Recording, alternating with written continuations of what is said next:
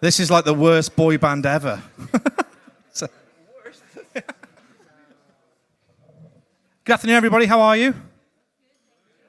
Welcome. Welcome to Aqua Nueva. It was a beautiful venue. Thank you very much to all the team that are looking after us today, and thank you to the sun for coming out. Next time we'll do it outside, right? That'd be lovely. We're joined here today, brought to you by TISSL. My name is Chris Fletcher. I am the founder and CEO of a company called Tech on Toast. We sit in between the suppliers and the operators, helping people find, buy, and manage their hospitality tech.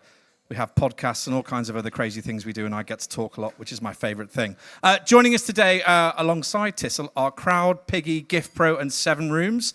And also joining us today, we have our good friends.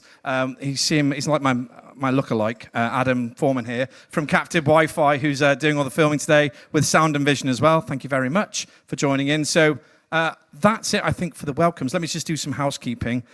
If you need a drink or anything, I think there's some free-flowing drinks at the bar here if you haven't seen them already. Your toilets, I feel like the air stewardess here. Your toilets are down here and on the left if you need them. There's no fire alarm planned, apparently.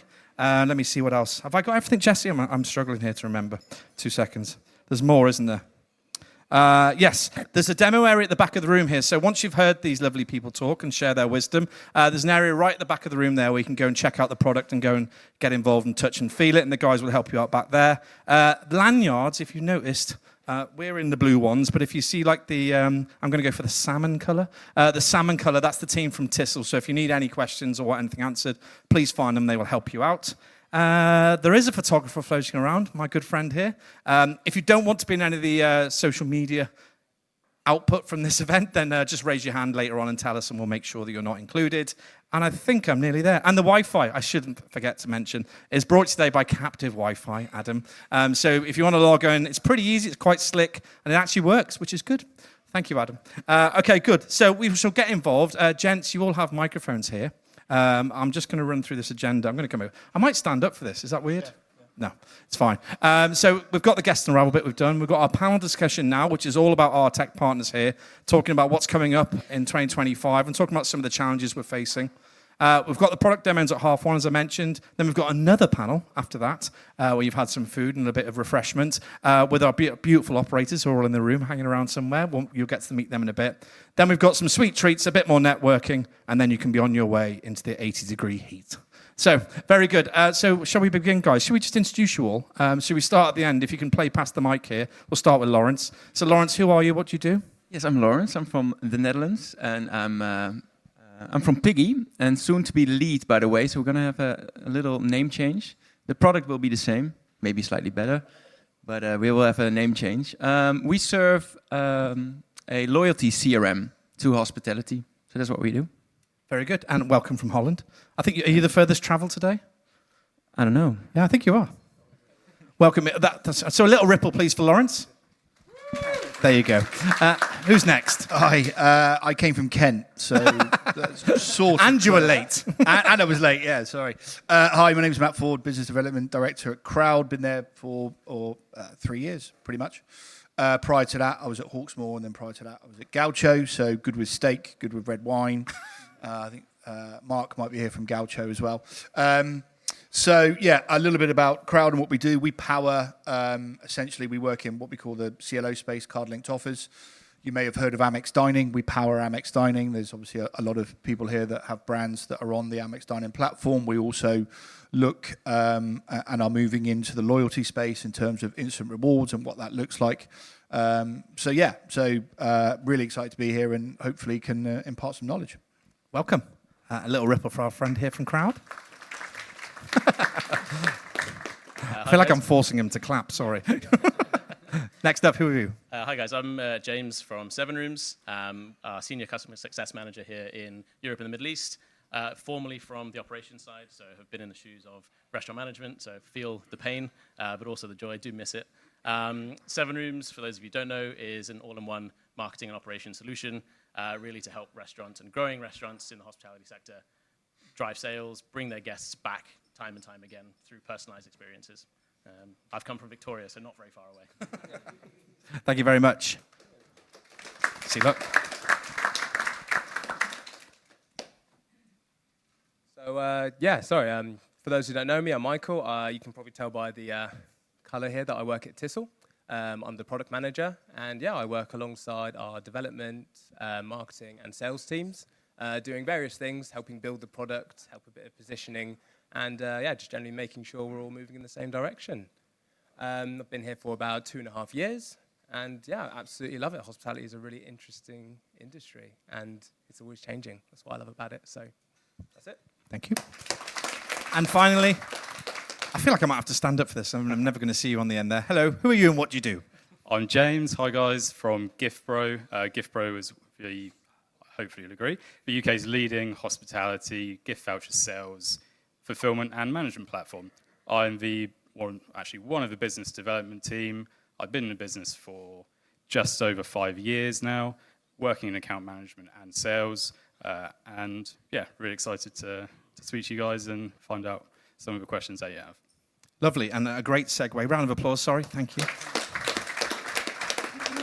A great segue there. In the top corner of the screen, you can see a little QR code. If you scan that, that'll take you straight to Slido. If you're not familiar with Slido, it's a lovely little app where you can add questions, so you don't have to put your hand up and get embarrassed. You can just ask your question on there. You can be anonymous, or you can put your name on. But you can, as the panel are saying interesting things, you can add questions on there. And then at the end of the chat, we'll come back to Slido and see what's there.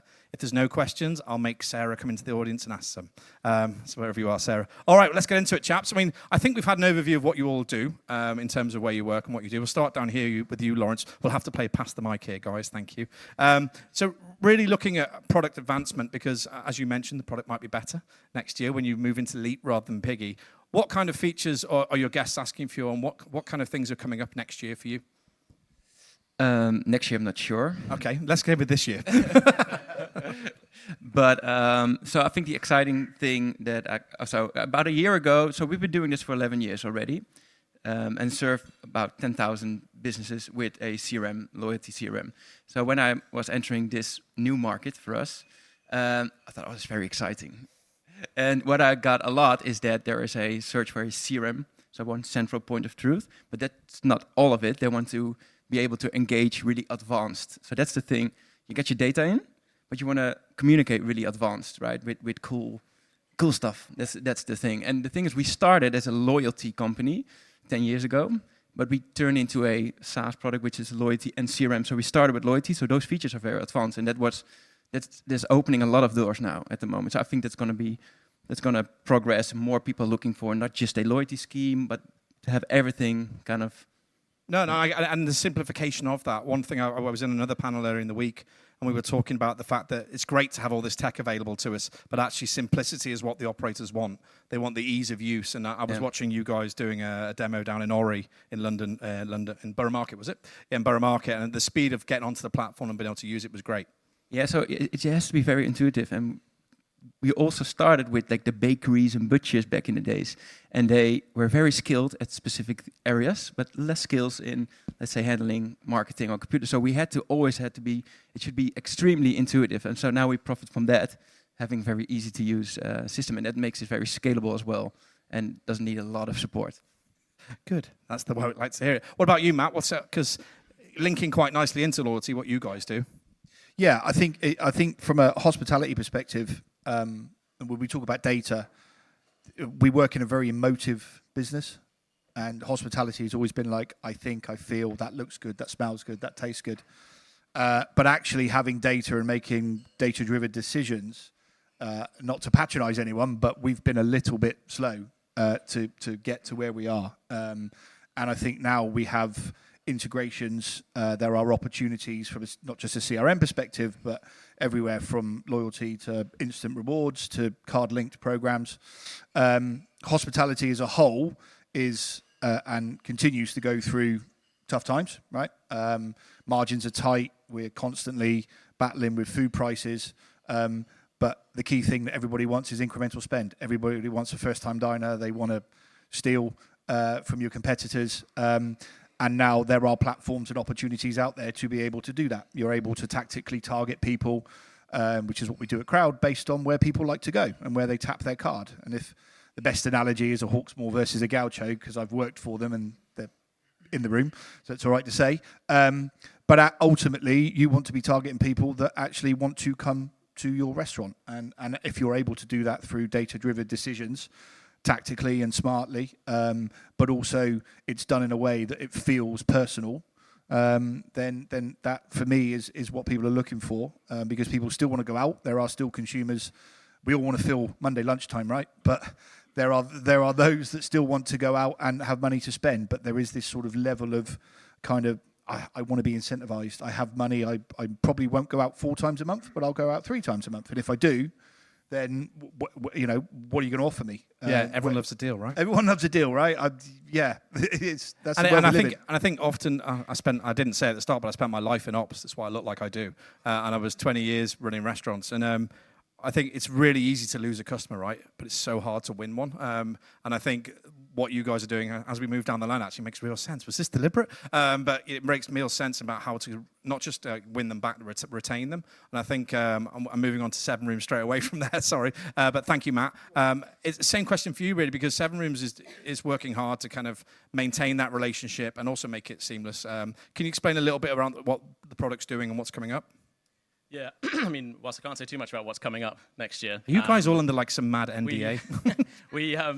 But there's a lot of exciting developments, of course. And we continue to invest heavily in the product. And like you say, I think simplicity and automation, as Matt said, I think really is at the heart of it.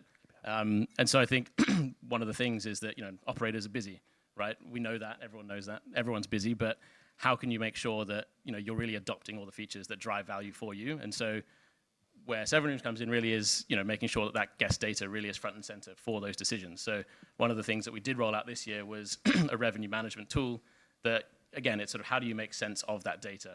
Everyone's talking about data, but all of the platforms here, there is so much data captured within those systems, but what do you do with it? And it's the same operationally, right? As a GM on the floor, I might know that Table 21 loves red wine, but am I actually going to use that insight? And so that's really where it comes down to, is making sure that it's actionable and front and center. So with the revenue management tool, that's very much what it is. It's containing all of that information from your restaurant and putting the top 3 insights in front of you to say, how can you make your restaurant more efficient, make more money ultimately? That's great, right? You can put that like on your pre-shift notes in the morning. I'm guessing like here are the top 3. These people are coming in tonight. This is what they like to drink, that kind of thing. Exactly, yeah. And so, at the end of the day, I think, consumers these days, and what we're seeing a growing trend of is they're really looking for convenience, value, but personalization is huge. And so if you have that guest data captured, being able to see their history, where they've dined within your group, what they're ordering, if I know that as a GM that, Tim always drinks sparkling water, why ask? Just drop that sparkling water as soon as they arrive. And just those little touches really help.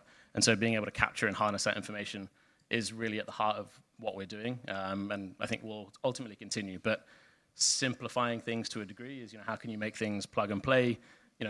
Tech is complicated, operators are busy. So how do you sort of combine the two, really streamline that onboarding process to ensure that they are able to adopt these features to ultimately then make value from it in the end of the day? Perfect. And that brings me on nicely to the heartbeat of the tech stack. I'm looking at you there. So obviously TISSL sits in the middle of a lot of these products. Talk to us a little bit about how that relationship works and what your product looks like, because you look after the product, obviously. What that looks like for you guys. I mean, yeah, definitely. I think 2025 is going to be an amazing year for innovation, personally. I think over the last couple of years, there has been a lot of challenges for the industry, and I think that's really brought out the most, in the restaurants, in everyone in the business, to kind of meet up and face those challenges. Obviously, some of them have been mentioned. One's data, and making that data accessible. That's a big thing for us. Another one is obviously cost savings, efficiency, that's already mentioned, and staff retention, which is also a big one. So to kind of tackle those, we've been really focusing on those key kind of 3 kind of challenges and building our product, or building a new product, I should say, kind of to address it. So what can we look for in 2025 is we do have a new product coming out. It's going to be piloted this year. It's called TISSL Swift and is essentially a handheld POS device on a PDQ machine, so on your payments platform. This is kind of a bit more than your tableside ordering, because we already do that at the moment with our current product Horizon. So this is going to be really full POS features on your PDQ that has a built-in camera, has a built-in printer. So when you think about it, there's no reason for your member of staff to kind of leave that table and, kind of get themselves out of that connection with the customer to go do a task such as print a bill, find a PDQ machine. It's all kind of there, all in one, and really enables them to focus on what they should be doing, which is obviously communicating and engaging with the customer. And for the cost savings, if you're having multiple devices, this should really consolidate all of that into one.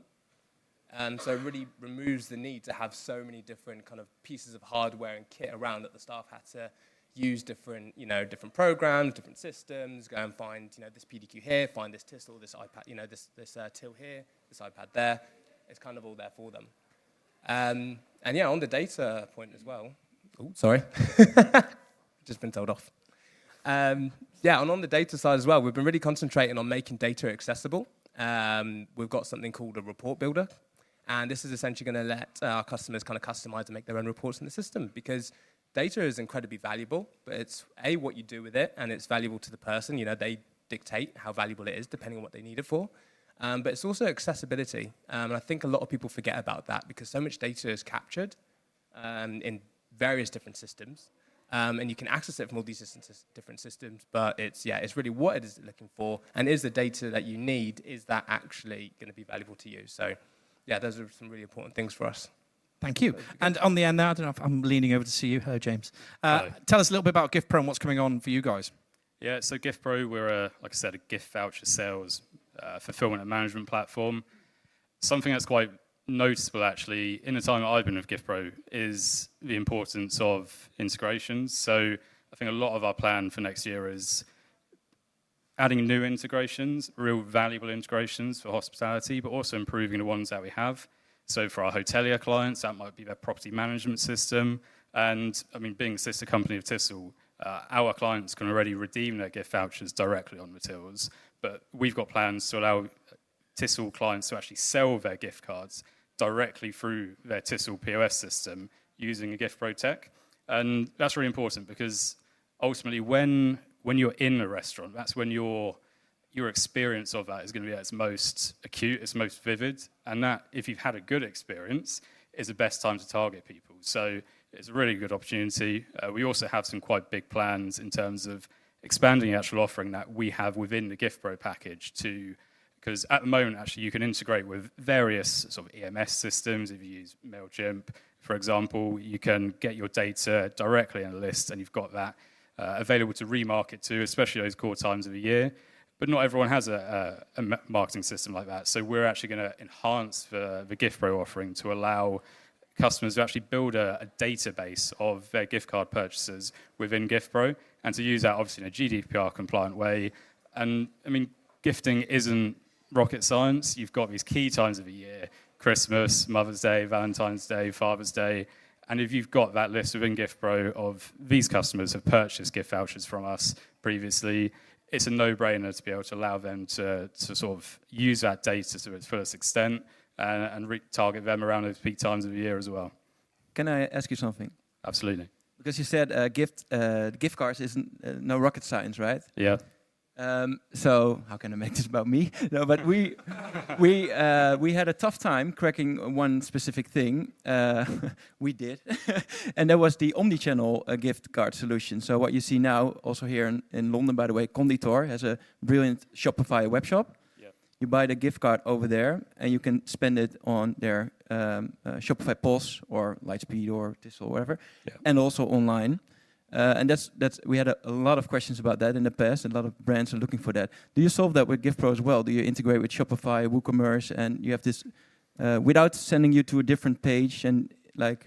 Yeah, so that's a good question. So at the moment, we do have an integration with Shopify that allows our clients to sell their vouchers through GiftPro and redeem them on Shopify. So they might have a really comprehensive e-commerce selection on Shopify and a restaurant, for example, because we do. As you can tell from us being here, we work typically with hospitality clients. We also have a completely open API.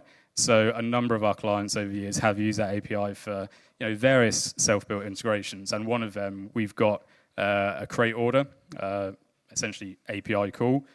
We have got a guide for that as well. So if you wanted to actually build the sales process of the gift cards into Shopify, so you're not sending someone out to a second website to buy a gift card versus their products, they can actually build that all into their Shopify. We're still sat there behind the system. If they use TISSL, for example, they can still use TISSL to redeem that gift card on the tills. So, yeah, in short, the answer is yes. Okay, very quick. Maybe discuss it later, but you mean you don't use the infrastructure of Shopify, you use your infrastructure building blocks to make that sales process, but I'm thinking it's already in there. It's already, Shopify has an amazing infrastructure already. Why would you kind of have to build it to be able to use a GiftPro thing in Shopify? Is this too Dutch, too direct? No, I like it. It's good to be put on the spot early in the panel. No, Sorry. No, you can use the Shopify infrastructure if you purely wanted GiftPro to fulfill your gift cards, because that's the one thing Shopify doesn't do, right? You're not going to get Shopify to run to a post office every afternoon and post your gift cards out on a December. So you can actually just use our fulfillment solution on a standalone basis using Shopify. But using the integration of that create order function, you are still selling the gift card within Shopify. You're using their platform. We just have the order created. We're essentially acting as the order processor in that case, so we can still fulfill it. We still have records. You can still use all of the GiftPro integrations, which Shopify is lacking in those cases. It is skinned as Shopify. You can buy a gift voucher and a bottle of wine at the same time through that store. It's just a plugin that alerts us of the order and allows us to process in the background. Well, there you go. I'm glad we got there. Good. And the problem with all this stuff is that if you don't adopt it, it doesn't work anyway, right? So if you, a lot of people, I rolled out a product across Carluccio's to 85 sites back in 1973 when I was in ops, and we rolled it out really badly, right? And no one used it, and it ended up being an absolute car crash, and we ended up ripping it out and putting something else in. It probably wasn't anything to do with the product. It was more around the way we didn't have adoption or roll it out. I'll start with you, Matt, because we don't want to listen to Lawrence anymore. No, sorry, I'm joking. I'll start with you, Matt. How do you go about solving those adoption challenges? Because obviously it's not always on the operator, right? You guys have a duty as well to make sure that actually your product is sold in and being used to realize the real ROI. Yeah, I think the key thing is actually finding a product which is actually going to enhance, whether it be a guest experience or whether it's within back of house function. But also the whole point of tech, and as technology evolves, it's to streamline things and to make things cleaner and smarter and more efficient and more intuitive. Hospitality is still hospitality, right? To work in hospitality, you've got to be hospitable and got to enjoy the face-to-face aspect of it. But, if I go back to one of my days at Gaucho, and we had open table, and we had the slots, and it was, sorry to say, we didn't. Sevenrooms wasn't around then. I'm sure we would have had it. Stop talking. Yeah, just, when you start, you're like, no. But it was then used, as you said earlier, to look at the guests, look at the customer profile, and actually enhance the experience, which is what we're trying to do at Krowd. And we are trying to work with brands, restaurants to go after incremental spend in a way that's never been done before. Those loyalty programs that we're all probably quite aware of. McDonald's are doing something at the moment and have been with Monopoly, and then you've got like Nando's with their chili fire. The fact that you've now got Michelin star restaurants on a platform like Amex Dining on the premise that they want incremental first-time diners, and the way to do that is to go and target people through their phone app, and we all probably use offers, right? What we're trying to do is change the narrative, and I think we are getting there in the fact that a 2% cash back at Costa Coffee is not really going to change anyone's narrative, but actually 10% at a Gordon Ramsay restaurant or Hawksmoor or Gaucho, I'm in for that. And, we come out of that terrible word pandemic where hospitality was looking for ways to engage with a new audience. And the easiest way to do that for us is card-linked offers. And there's us and there's a couple of other players in the market. The next step and the next evolution of that is then instant incentivization and being able to tactically target people. And you might be going into a Wednesday night and you're going, I'm 20% down. Can I just push something out? And you can just target people immediately. It's that's where we are in hospitality. And I think anything that can drive covers, spend, revenue, bring people back into hospitality is a good thing. Well, And that's where we sit. That's a very different way of looking at adoption, right? So there's a need, you know, Yeah. so you're servicing the need where, you know, where, as you say, if there's peaks and troughs through the day or through the week, you can service that through tech. I think it becomes quite exciting where I can literally, it's another lever to pull, right? To be able to kind of put some bums on seats. And Sevenrooms is a huge product, as we were discussing outside before, actually. And I've had the privilege of meeting your founders before and chatting to them about the product. And I think it's, how do you know that your customers are getting full return on investment, I suppose, or how do you ensure they get full return on investment by using your product properly? Does that sound right? No, it's a good question. I think one of the things that we've really focused on this year, and it starts right from the beginning of the sales process, is expectation setting. So, you know, we're a service provider, but ultimately we're a partner. And so on the other side of that, on the restaurant side, we want to hold them accountable too to agreeing to adopt some of these key value driving features. So when it comes to sort of joining on with Sevenrooms, you know, part of the agreement is that, you know, there are certain features like marketing automation, like having a payment gateway integrated, things like that, where you can really see the ROI within the platform, are almost mandatory, really. And it's a no-brainer as well. It's one of those that if you see the ROI and the fact that it pays for itself, then, you know, you're going to continue to enhance and adopt. But I think, again, Sevenrooms is an ever-evolving platform. We want it to be an evolving platform with you as a business. So, you know, as your restaurant company grows, so does your usage of Sevenrooms, and it sort of tailors to that. But I think, again, as your tech stack grows, it becomes much harder to keep on top of that. So again, it's sort of really just down to sort of understanding what is capable through expectations at the beginning, and just knowing that if you invest just a little bit of time at the start of the process, your life is a lot and infinitely easier as you go through that sort of life A lot like a cycle. relationship. Exactly, yeah. Put the effort in at the start, then just wean off. Yeah, but it's not always easy, that's for sure. And I think Yeah, sorry. I'm an old romantic. you talked about sort of automation, and I think that really is sort of core to a lot of what we're trying to focus on, is how can these features be implemented relatively seamlessly, set it and forget it, let it run in the background and, you know, tick over driving covers and revenue for you. And so again, I think that's really a big focus, is making sure that that is sort of structured from a product standpoint as well. Yeah, and getting buy-in as well. Obviously, someone will buy your product, someone in a boardroom probably, or someone at a senior level will buy your product, but actually the people that touch it and use it every day are the people on the ground, right? The people that are doing all the hard yards, as it would be, the customer-facing people. And I think having their buy-in and having them kind of really invest in your product so they can see the ROI becomes really beneficial. I'm passing it over to TISSL down here, but I can't see you, sorry. But same question, really, because obviously POS is a bit of a commodity, right? You've got to have POS, right? So it's not, adoption is almost a given, right? It's because they're going to use it every day. But what about everything else you build around it? How are you kind of driving people to make sure they're using your product in the way that it was built? Yeah, I mean, adoption for us is a must, right? But it's kind of the process of adoption and the support that we give kind of during that phases, during those stages of adoption. I think you guys hit the nail on the head there with usability. And when you said it's not just about kind of like the sales or the new kind of implementation process that you have with new customers, it kind of moves on from that. I'm actually really proud because TISSL has an amazing reputation with the amount of support we give for all our customers. And that's throughout our whole partnership. So that's from new sales to implementing new sites, whether you be a new customer or existing, whether it be onboarding new integrations, whether it be consultancy work. Our kind of support in adoption of whatever you're trying to do, whether that be to improve your business, where you're looking for, you know, you come to us looking for a new POS, or you're looking for us to say, you know, we're trying to achieve X, Y, and Z, what would you recommend?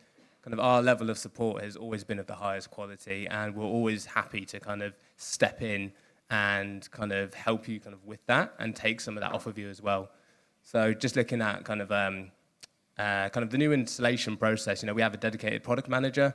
He literally will go through anything. His job is to keep everything moving on your behalf. So you guys can worry about running your business.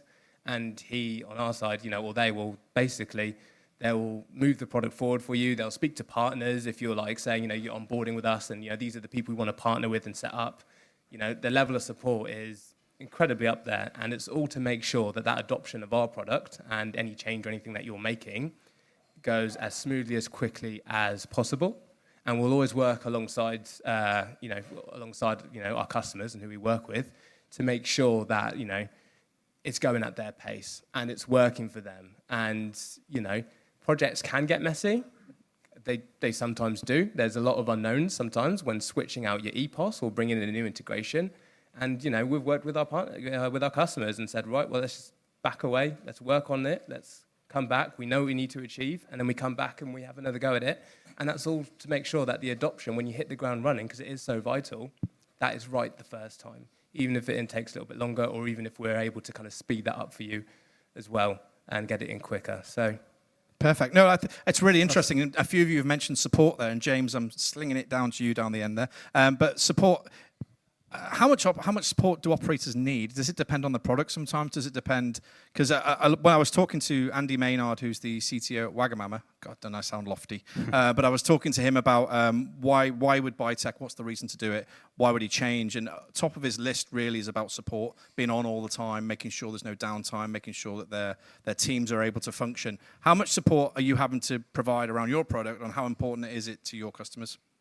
Yeah, I think that's a good question. And Michael mentioned a word a few times when he was talking there, which is really key, which is partnership. And I think ultimately that's what ambitious, restaurateurs, hoteliers are looking for these days with tech providers. It's not just a transactional relationship. They're looking for a partnership where both parties are keen to grow and improve the nature of that. So with GiftPro, we've got clients who vary from one small pub, a local down the road, to restaurant groups and hotels with dozens, literally sometimes hundreds of locations. And that's why support is so important, because you have to tailor that to the individual client. So no two clients are going to be the same.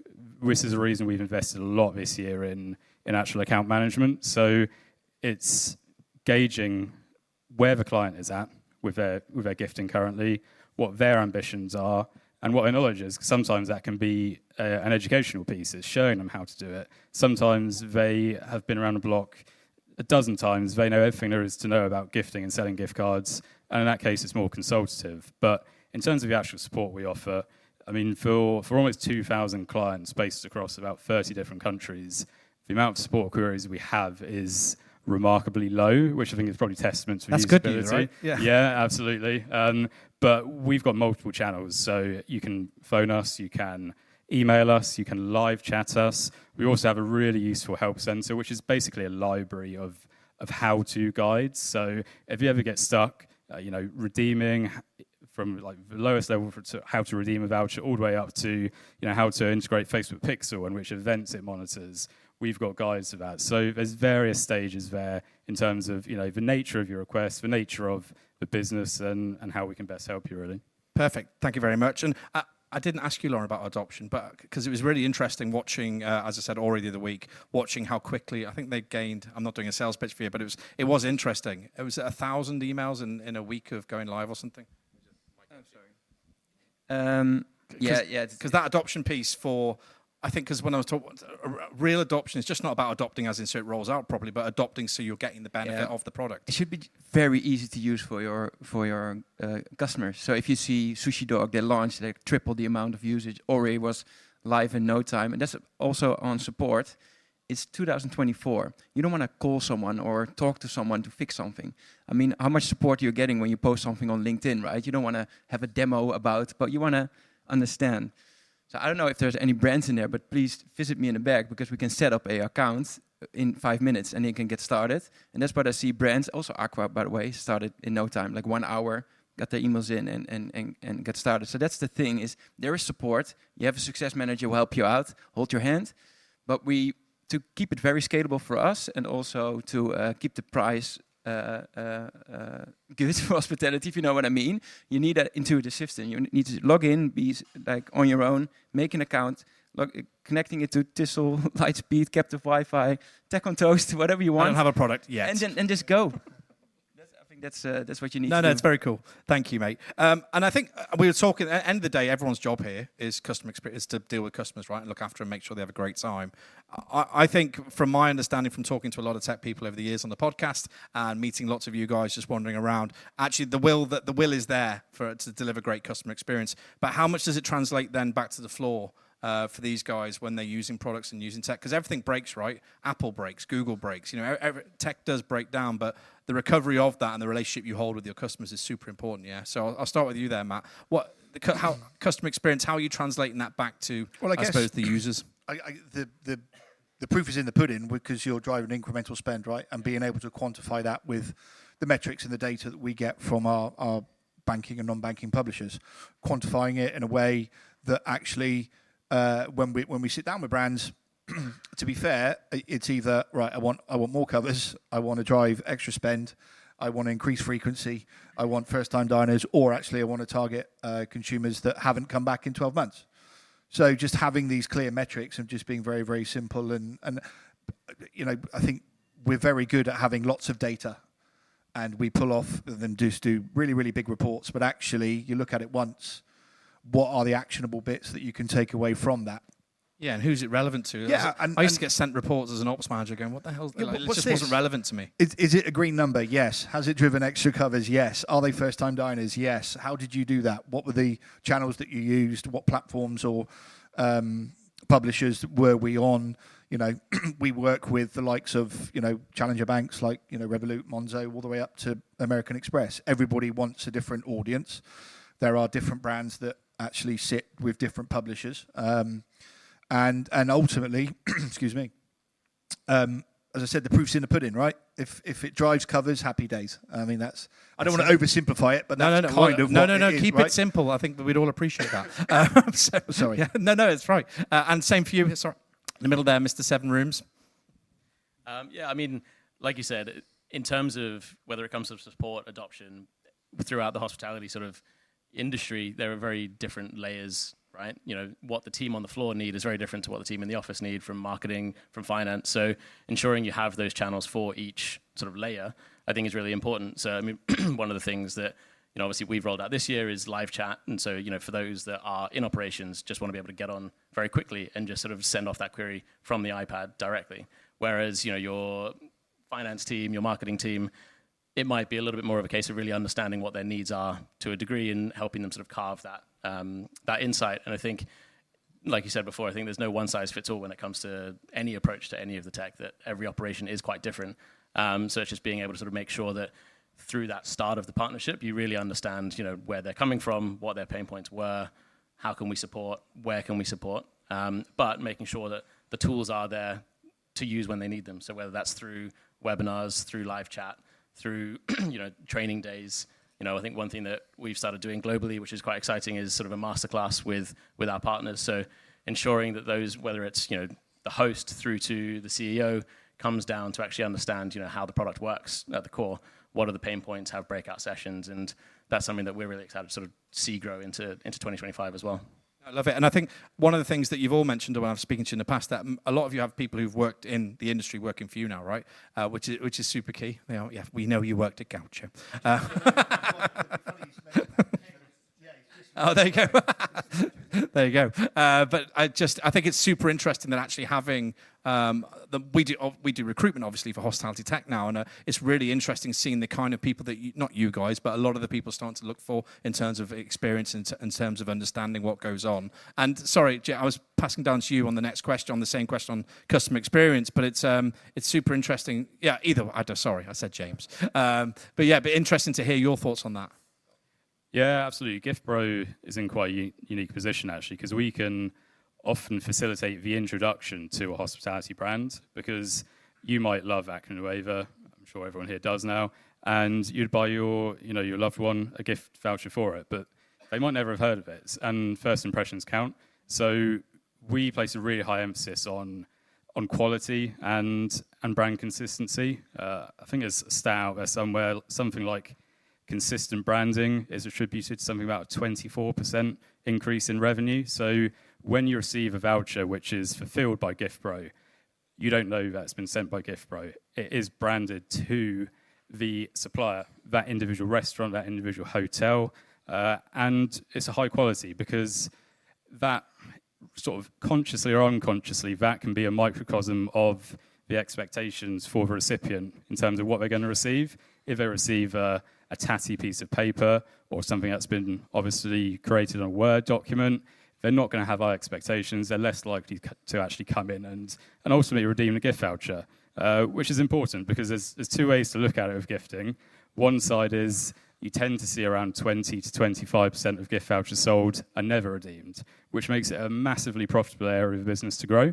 But from that sort of restaurateur's, hotelier's perspective, the bigger lifetime value is to actually make that customer come in, give an amazing experience. They can both become a long-term customer and potentially also buy gifts, recommend your establishment to other people. So yeah, that first impression counts, and we carry that on with the online store as well. If you see, you're purchasing something online and it's a really shoddy, poor, slow checkout process, you're not going to go ahead and purchase. A long online checkout, people just drop out. So again, really high value on that usability, that brand consistency, and those first impressions, because I think 60% of people who are long-term customers of a business, 60% of people who have purchased a gift voucher will become long-term customers of that business. Yeah, 100%. You need to make yourself in that 60%, not in that 40%. Yeah, and someone was telling me the stats the other day, what the gift carding is worth as an industry. It's insane. I don't know it. You probably do. Billions. Billions. There you go. That'll do. We'll cover that. So, and Michael, I missed you out there. We're just talking about customer experience, product. Because we've got the final question after this one, so I want to give TISSL their last chance to shine here. But it's really interesting the way that POS is built in. There's POS options out there now. There's a lot, right? So there's a lot. Yeah. There's a lot of options in POS, and standing out from that crowd and being able to deliver that kind of service on a full-rounded product is super important, right? How are you guys doing that? Yeah, I mean, for us, it's usability, really. For us, it's all about the members of staff, no matter if they're floor staff, if they're servers, if they're management, if they're, guys up in the office doing all the data analytics. It has to work for them. It has to enable them to do their job. So we've put usability and the ease of the use and kind of, that empowerment to do whatever they need to do first. So that's number one priority. So it is incredibly simple and intuitive to use on the ground floor, on the front end, on the till side, which we call the front of house, and then the back of house, where you got all your reporting and your management set up. That is kind of completely all empowered to you guys, and it's not, like a million different pages and looks like, I don't know, Windows 97 or anything like that. To get your head around it, it is incredibly simple, really easy, once again, to kind of, make it as usable as possible, really. The worrying thing there is that Windows 97, I'm probably the only person in the room that knows what that is. But come to the floppy disk. There you go. Look, super interesting. I think before we get to go and touch the product down the back of the room there, let's just ask you guys one final question. You are the so-called experts on the screen and behind me here. What does next year look like, not just about your product, but generally in terms of tech? I thought it was really interesting to talk about personalization. You've mentioned, how did you word it? Sorry, Michael, you were talking about the way people access the product and use it, usability. Yeah. All those different things I think are absolutely key. And Lawrence, you just said there about, in 2024, we shouldn't have to be jumping through third-party tech and kind of doing sign-ups here and there and everywhere. What does it look like, do you think? We'll start with you, Lawrence, for next year. What do you think customers are expecting in terms of technology, generally? So, like trends, or what do you... Should have said trends. So there's a danger in the word trends, because, I make music, right? Yes. I've heard it. Yeah. So, I'm a DJ. It's more noise, but yeah. I make hardstyle. If you're interested, go look it up. It's very Dutch and very, very loud. You got CDs to sell as well? Yeah, I got some CDs in the back, LPs as well. Anyway, so what I've learned in music is that when you follow trends, you're always too late. Yeah. So it's like, people want rock in EDM, and then someone else is already doing it, and they want that. So what very interesting to know is that if you really want to understand what's coming, you have to talk to people, have to listen to the crowd, have to see how the crowd is responding, reacting. So just it's those small things to understand what people actually want, so where they respond to, what they say they want, what they respond to. It's very interesting. So, and we try to do that as well, Piggy. So we're not kind of in our office in Amsterdam just making tech, but just I'm here all the time and listening and seeing what is wildly interesting what's going on here in the UK, I must say. And then make small iteration on the product we already have, which is, I believe it's already kind of, quite good. To be honest, but to make small iteration and grow, and I think it has to do with personalization and make it actually work within within the tech stack you're having, No, so integrations and usability, and it's just small things. It's not like one thing, it's got to be AI or something like that. It's going to I knew that word was going to get said, but no, it's super interesting, right? Because I do think you're entirely right that actually talking to people who actually work in the business rather than guessing in your ivory tech tower, trying to work out what's going to happen is super important, because the more and more we meet operators, the more and more they're telling us, yeah, we just need simplicity. We don't need you to. The features are great, right? They love features, but the reality is, keep us on all the time, keep it simple. Thank you, my friend. And we do love your music. Follow on Instagram, everyone. It's Hardcore Techno. If you're into that, you'll love him. Matt, are you into Hardcore Techno? Yeah, love it. Absolutely love it. Yeah. Yeah, I think, look, from my side and just obviously where we sit from a CLO perspective, I mentioned it earlier, and Johnny and the team, we've got a demonstration in terms of instant incentivization. Essentially, let's get hospitality back to where it was, right? Let's get back to cover growth and actually collectively, from an integrations perspective, all find ways of working together. One of the exciting pieces that we've got is, as I said, is instant incentivization through EPOS, which we've got a terminal and we'll show you. But I just think, from a hospitality perspective, it's about making sure all of the tech partners work together collaboratively. And it's a nice opportunity to be able to sit here and say some of those integrations can be challenging, but it doesn't need to be. And I think, we're all here to support hospitality in a way that, one, enhances the customer experience, but also, as I said earlier, drives covers and drives revenue back to hospitality. But I mean, from 2025, from our side, incentivization through tacticality and personalization, automating that so that if I go to a steak restaurant and I've been to a certain... I always fall back on steak. I don't know why. It's 25 right. years in it. It's your happy place. We understand. It is my happy place. But just if I've been to a certain steak restaurant, I'm not going to use any names, but... I should be incentivized because I like steak, and if I haven't been to this particular restaurant, here's an incentive to go. I always do it better with names, but yeah, I mumbled a bit there.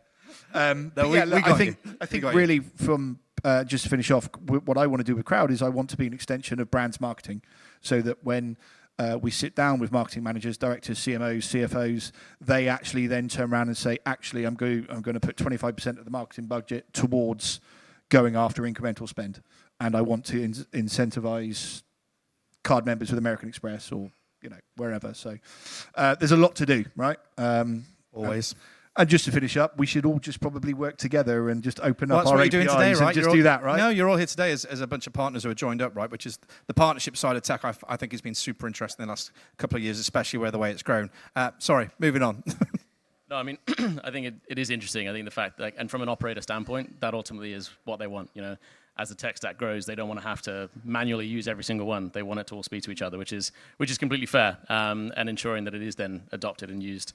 I think one thing that I mentioned at the very beginning is that, again, from the consumer side, what we're looking at from we launched a national restaurant trends survey earlier this year, and what is very clear is that obviously value, yes, is one thing, but what value means to the consumer does vary, and that's not necessarily the price point. Kind of, you talked about the discount piece earlier. There's a lot more to value. Personalization comes into it, so how you perceive the value from a venue is more than just a price point, and I think that's a big part of ensuring that the tech plays up to that, and making sure that as we grow, that we facilitate those things like personalization, and how can we sort of help the restaurants use the software to sort of really drive that personalized touch. As you said, at the end of the day, hospitality is a people industry. How you utilize that information is what is going to let you stand out.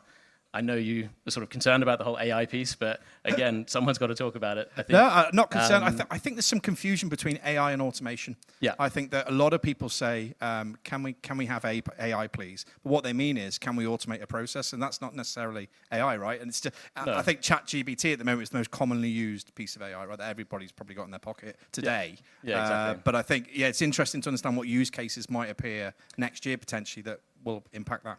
Yeah, and I mean, AI at its core, I think what we found is 1 in 4 restaurants these days are using AI in some shape or form, predominantly when it comes to things like staffing, hiring, marketing collateral, even menu development. We're seeing a lot of AI use there as well. So it's not going away. It's just how you harness it. And I think, again, how as tech platforms, AI comes into it is something that we definitely get asked quite a lot.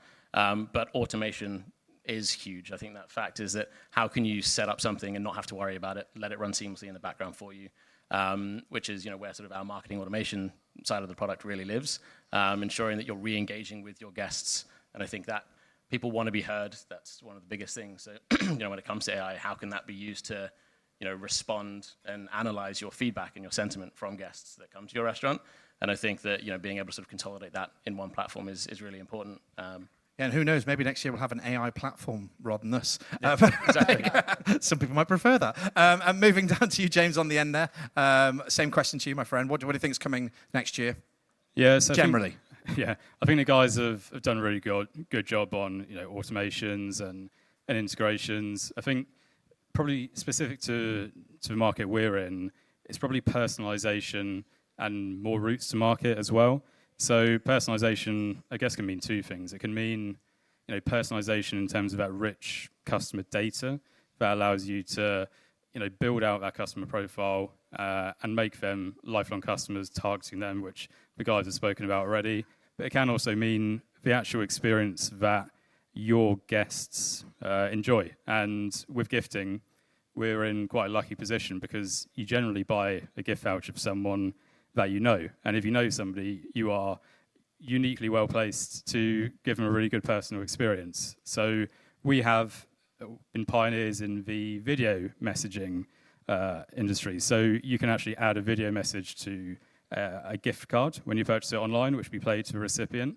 And that's completely personal. You can't get that any other way, really. But that doesn't mean that that's it for the scope. It could be that if somebody doesn't choose to add a video message, we could default back to a welcome message from that particular restaurant saying, can't wait to see you here, can't wait to give you this amazing experience, and almost give you that personal pre-welcome, which would be unique and really sets the tone for what they can expect when they come in. And the other side of that, routes to market. Everyone, I think, in this room would want to make more money, and our clients are very much in that boat. So GiftPro, as hopefully some of you see down the demo area at the back soon, GiftPro really specialises in helping you to drive your direct revenue, but we've got really big plans in helping you to really push your gift vouchers and extend that reach through partnerships and integrations with some of the leaders out there in the market already. Great, thank you. And final word to our friends at TISSL here. Michael, what do you think next year? Because obviously I know you guys have been busy building Swift. Good timing with Taylor being in the country as well. TISSL. But so what does it look like for you guys next year? Yeah, I mean, for us, I'm with Lawrence on this one, actually. You mentioned something quite interesting when you said you don't like the word... Saying that with such shock. I think I hope I took it the right way, but you said you don't really like the word trends, and neither do we, really. We like to see what are driving the trends, and that, from my experience, comes up with what the challenges are facing. Because in my head, trends come and go quite sudden. They'll come up, it's a trend, and then it's kind of dropped. But the challenges, they remain.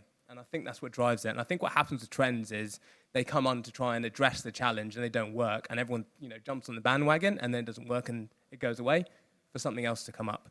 And when you're an EPOS provider and you're such a core, fundamental part of a restaurant business, you can't spend your time chasing trends or jumping and changing left, right, and centre. You have to really look at the root cause of the challenges and what's actually going on to make them want to act, to make that decision and work alongside them to actually say, well, is that the right decision for you? Is that how it's going to work?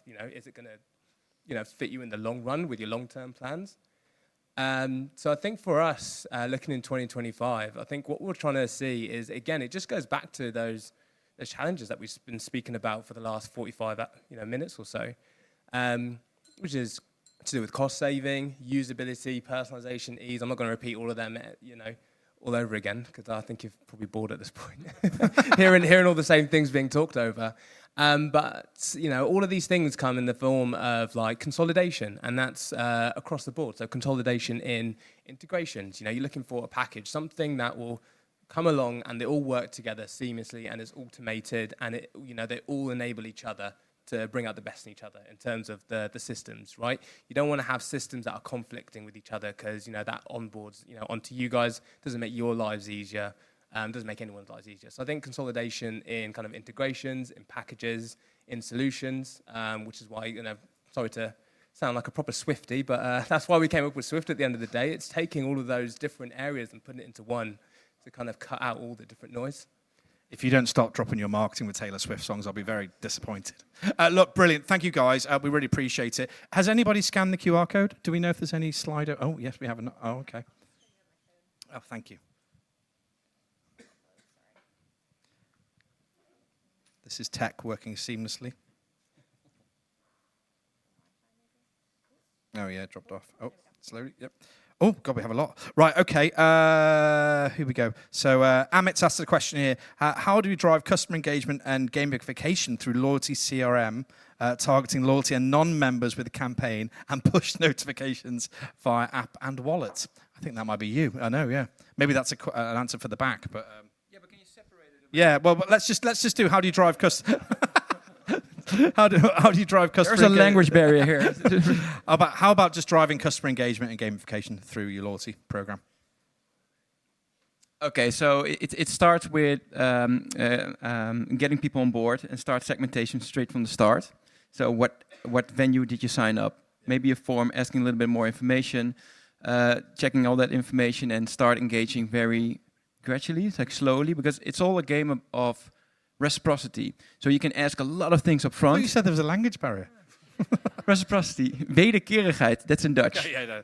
So yeah, nobody knows that one. So so reciprocity. So you ask a little bit of information, and you give something in return, because you need to have like it needs to be like push and pull. Push and pull. Yeah. So and then once you're in a engagement program, loyalty program, you start at a specific tier maybe that gives you some benefits, and you will inform someone, hey, you got some benefits, and then you ask a little bit more, where you're from, what's your favorite site, what's your favorite topping, are you working in an area, do you live in an area, what's your date of birth, and that's kind of what's happening, and then gradually you grow your, let's say, your CRM with very customized. Very customized situation, and then at a certain point you're able to automate certain processes that feel very personal. It's like an example from Wayne's Coffee. It's like a great coffee chain in Sweden, by the way, 200 sites, very exciting. I think Ori does the same. Is that a birthday campaign sounds a bit boring, but you can make them very like in person. So what you can do is, Chris, it's your birthday next week. We know your favorite coffee is the flat white. We know you drink it with almond milk because you're vegan. Yeah, you do. You do now. I know your favorite site is the one in Soho. So we got this thing waiting for you, which is a flat white, blah, blah, blah, blah. And you can scan it at a POS. You can scan it at a click and collect. So it all connects. And then it feels much more personal. And then, hey, this company knows me and it knows what I like. And then I'll give something in return, which is a visit.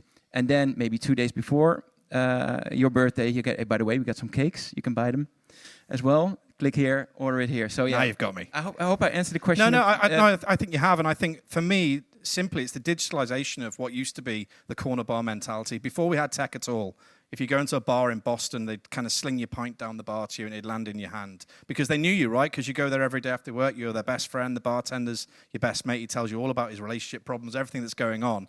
But what we've had to do in hospitality, I think, is digitalize that process, so that relationship where you start with gathering small information, but you build that relationship up. I think that's what's driving engagement, as people feel connected to the personalization and to the information you're gathering. One thing, there was notifications as well. Yes, that was on there. Yeah, you can just join one of the programs here in London, maybe the one of Sushi Dog, and then you see how they notify you. So geo-tracking, hey, you're near a site, hey, your new credit balance, hey, you reached a new tier, blah, blah, blah. And you can also see all the automated emails. So when you leave one of the sites, you get a feedback form that asks you some questions. Hey, what's your experience? You just visited the Soho location or Kensington or whatever. Please tell us about your experience. You get 20 points. So also just try it out. Just look at maybe your competition that's using it, or maybe some examples, and then you see the notification and engagement that they do. Thank you, Lawrence. It was very good. Right, we've only got time for one more. Let me think here. We'll just let Lawrence answer. Yeah. As long as he says reciprocity. What is your experience in the best way to capture data? So this is probably something you could all kind of pitch into, but we need to be pretty succinct. So what's the best way to capture data, customer data? I think like you said, there are so many channels. I think obviously being partly a booking platform at Sevenrooms. That's definitely one key element is, capturing data straight from the off there, but also ensuring you have other sort of platforms and tools around that, whether it's, an email sign-up form. I think one of the biggest challenges for walk-in restaurants is how do you capture valuable data? And again, so whether it's using sort of a virtual walk-in wait list to ensure that the guests are opting in to sort of, at least put their name and number down. But I think, beyond that, one of the things that Sevenrooms should be used as is also just a tool to capture and write notes on the profile. I think Will Gadara from sort of the unreasonable hospitality piece, I think will never sort of go out of style. Like you said, again, hospitality is all about the people, and capturing that insight on the floor and noticing, oh, it's so and so's birthday on table 12. Let's make sure we go above and beyond. That might not have been on the information from the booking, but you can still derive a lot of information there. And as long as it's captured in the right way, it lives on the profile. You can then really start building out that shape of who the guest is. Very cool. Sorry, Michael wanted to reply. Yeah, then you can. Go on, Michael. No, very quickly, I was just going to say, I think it really goes back as well to what you find valuable, because you get customer data, but you get different types of customer data, right? And you get different tools that will actually capture the different areas of the customer data, whether that be signing on the Wi-Fi, whether it be the reservation and preferences from Sevenrooms, whether it be what they're ordering and what they're spending their money on in the POS. So once again, it goes back to making sure that your data is accessible, making sure that you know exactly what data it is that you're looking for and how it's going to be valuable to you, because you dictate what data is valuable and what's not valuable. And making sure you get all that information. So those integrations and those tools that you've identified, they need to communicate to each other. You need to utilize them to their fullest. And you need to be able to tell us, the partners, and yourselves and everything, what exactly you require. And that's how we've got kind of the current integration with, I think, yourself, Sevenrooms. It's two-way, and it's got all the live sales data and everything. So you get all the customer information, you get all the lovely preferences, and you also get the live information of what they're spending their money on, which is always fun. Perfect. Thank you very much. Sorry to cut you off there. Matt, final thought from you then on the customer data. I was just going to approach you from a different perspective, because in terms of what we do, we don't need name, telephone number, email address. Everything is done through banking cards now. The fact that gone are the days where you used to have the TFL card. What was it called? Oyster card. Oyster card, yeah. So it's not even a thing now, right? Everything's just done again. through Windows 97. Yeah, Oyster card. I'm your man. I'm 40 plus now, so but I think that yes, absolutely, having customer data is important. I think, but we've come a very long way in the fact that actually you can still do tacticality, personalization without giving away too much as well. And I come from an old school mentality, particularly at Gaucho, where it was like collect. And actually, what do you do with it, right? And I think, moving forward, it is all about these integrations and sharing and making sure that, we are able to offer something that actually the customer wants and the guest wants. And we're all different. We all eat differently. We all sit in, we all go out in large parties, small parties. So it's just making sure that the information and everything that's coming through to you is relevant to you. Perfect. Thank you very much. I appreciate that, guys. A little round of applause for our panel here, please. Thank you very much. You've got time for a little break and grab some food, but please head to the back to see the guys down there and have a go on some of these products and actually talk to the guys a bit more in depth. Particularly Lawrence about his techno will be in the far corner. But thank you very much for listening, and shall we see you all in an hour or so. All right, guys, we're going to crack on while you're all meandering over. Everyone enjoy the food? That's good. Ben, we're okay. Good. Everyone enjoyed the food. And welcome back. I hope you all had a chance to have a go and look at the product over there. We are joined by our expert panel, according to the slide. Is this correct, guys? Yes? They're all nodding. Good. Let's one by one, let's just introduce yourselves. Say who you are and what you do. We'll start with you there, Elliot. Hi, I'm Elliot from 1 Lombard Street. I'm the GM there. I've got a bit of a different role to most GMs, quite autonomous. And the owner kind of leaves me alone, which is quite nice. When you're doing well, or? yeah, fortunately, we're doing quite well at the moment. So it's nice to meet all the people that we've had here today, from people where I wouldn't have met. And yeah, it's been an exciting day. So thank Welcome, you for my friend. us. Hello, Izzy. How are you? Hello, I'm very well. My name's Izzy. I'm operations manager for El Pastor. We are also doing really well. But Is it going to be like this? No. No, I mean, I think it was really interesting listening to the experts in the last panel, knowing that there's similar struggles across the industry in terms of covers and spend per head and trying to get that penny on every table. It's just money that's sitting there waiting to be taken. Yeah, it's a challenge I think you're all sharing. And Nick, nice to meet you. Go on. I'm Nick. I look after bars and stock and procurement for Barafina Group. And I think I'm here because I've recently done quite a big tech stack review for the whole of the group. And you're still alive, so it's gone okay, right?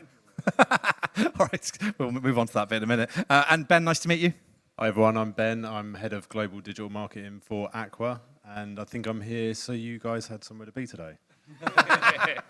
Wow, so cynical. Anyway, you're entirely right. Right, so first of all, before we get into everything, I think we'll set the scene a little bit because, as you just mentioned, Izzy, there perfectly, seamlessly, the challenges we face day to day in operations are varied, but I think pretty much evergreen. I was doing it about 20 years ago, and I think you guys are still suffering from the same problems. Sorry about that. I tried my best. But do you want to just run through kind of what you are facing in terms of whether it be customer expectations or traffic through the restaurant doors? How are things at the moment compared to, obviously, the P word that was mentioned on the last panel, the pandemic? How are things at the moment? How does it feel in terms of day-to-day challenges? I'll start with you, Izzy, since you've got the mic there.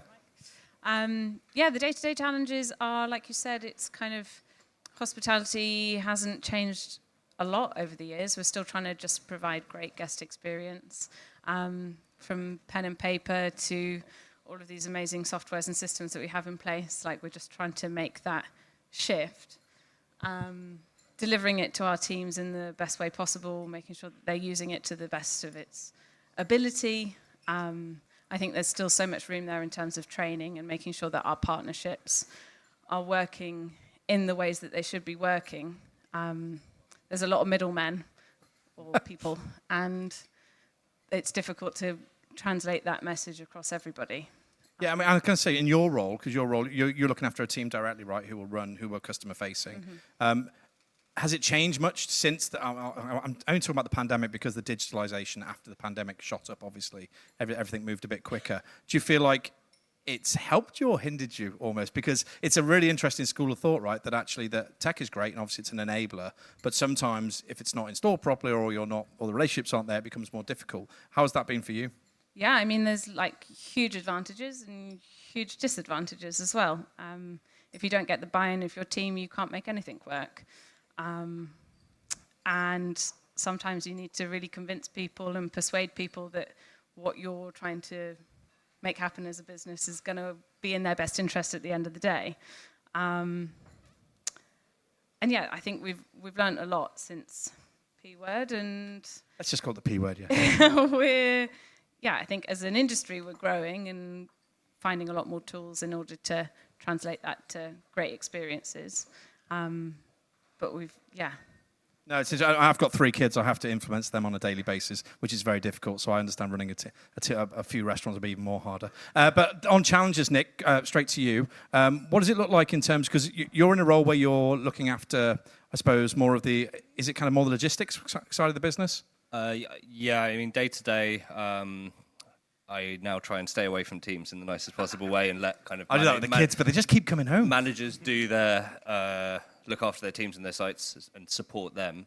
I think challenge-wise, operationally, it's equipping people to give real meaningful hospitality. And I think the kind of challenge of for us and for tech is making people's life easier, and ultimately meaning that better hospitality is delivered and people leave going, I've really invested my time and my money in something which was a positive experience for me, and not trying to detract from that and not putting hurdles in their way and just making it as smooth and as beautiful as we all know it can be, right? When hospitality is done well, it's beautiful, it's really meaningful, and trying to do that consistently for a lot of people as often as possible. And I think you're not rare, but I think there's, not you, but your role, because that one source of truth I always talk about when you're trying to develop tech or roll tech out within a business, it's quite unique, isn't it, to have someone who's solely in charge of that? And I imagine for the other people in the business that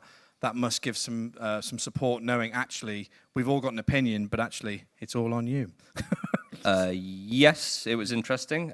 We actually don't have that role as a group, and Izzy and I work for the same group, Harts Group. but I kind of took it on in the tender process for TISSL, and as a result, I think the concept of tech stack to a group of our size was quite a new concept, I think.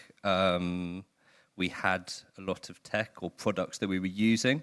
I don't think we ever really considered it as a thing as an entity before the latest review that we did. So I think that's been quite a learning curve.